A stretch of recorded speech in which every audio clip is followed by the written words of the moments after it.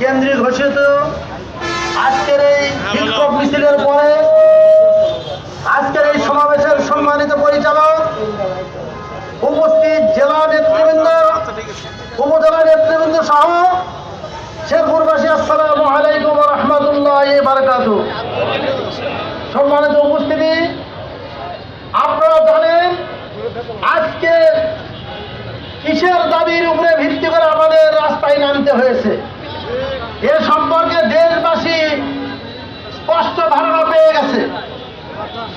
আমি শুধু আজকে কথাটুকুই বলতে চাই, যেনারা পিআর পদ্ধতি মেনে নিতে চাচ্ছেন না, আমার আত্মবিশ্বাস জামাত ইসলাম যে ট্যাবলেট ছাড়ে সেই ট্যাবলেট শেষ পর্যন্ত সবাই গিলতে বাধ্য হয়, হয়তো একটু সময় লাগে।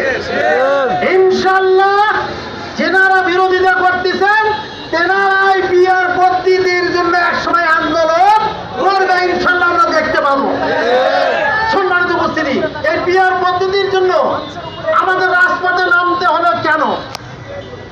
আপনারা জানেন গত 54 বছরে যত সরকারই আমাদের দেশ পরিচালনার দায়িত্ব পেয়েছেন,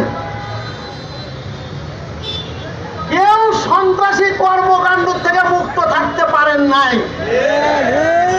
কিন্তু পিআর পদ্ধতির মাধ্যমে যদি সরকার গঠন হয়, কোন সরকার স্বৈরাচারী হওয়ার কোন সুযোগ নাই।